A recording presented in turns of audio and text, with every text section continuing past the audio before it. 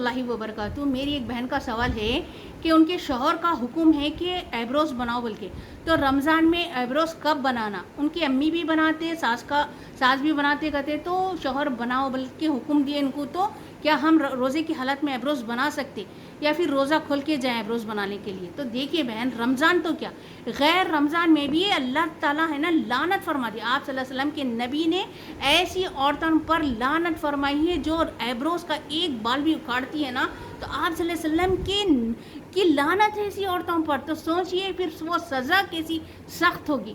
میں تو ہے نا روٹی کے بھانپ سے بھی ڈر جاتی ہوں, میں روٹی کے بھانپ کو بھی نہیں سہ سکتی ہوں, تو کیا آپ وہ دوزخ کی آگ کو سہ سکتی ہیں؟ اللہ تعالیٰ سورہ بقرہ کی 161 میں آیت میں کیا فرماتے ہیں؟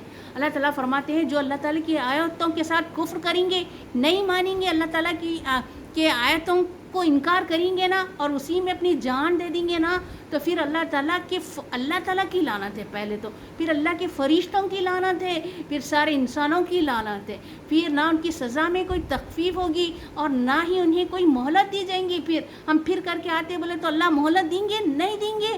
اب ہماری زندگی, ہماری صحت کو ہم غنیمت سمجھے, ہماری جان کو ہم ایک بار اللہ تعالیٰ جان دیتے ہیں تو اس کو غنیمت سمجھے.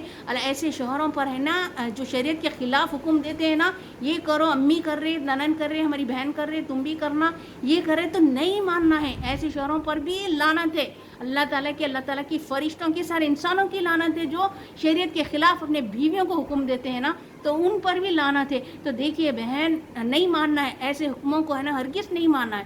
اور جنت کی خوشبو جو ایبروز کا ایک بال بھی نکالتی ہے نا, تو جنت کی خوشبو کئی سو میل دور سے ہم کو محسوس ہوں گی, تو وہ سے بھی اللہ تعالیٰ محروم کر دیں گے ہم کو. کتنی خالی ایک محلے سے کوئی سینٹ لگا کر گئے تو ہم کو کتنی کی راحت ملتی, اور زبان سے سبحان اللہ نکلتا خوشبو سن کر, تو جنت کی خوشبو کے تو کیا کہنے, وہ خوشبو سے بھی ہم محروم کر دیے جائیں گے. اور ہماری دعا, جبکہ رمضان کی دعائیں اللہ تعالیٰ قبول کرنے بیٹھے ہوئے ہیں, ہماری نمازیں, ہماری تراویح, ہماری نفلیں, ہمارے تہجد کا کیا, جو کہ ہماری سر سے اوپر ہی نہیں جائیں گی, جو ایبروز کا ایک بال نکالیں گی نا تو وہ دعائیں قبول ہی نہیں ہوئیں گی. تو یہ پھر یہ کر کے کیا فائدہ, رمضان پا کر کیا فائدہ, شب قدر پا کر کیا فائدہ, جبکہ ہماری دعائیں قبول نہیں ہو رہی. نہیں بہنوں, نہیں, اللہ اور رسول کے حکموں کو اور آپ صلی اللہ علیہ وسلم کی سنت پر چلنا ہے.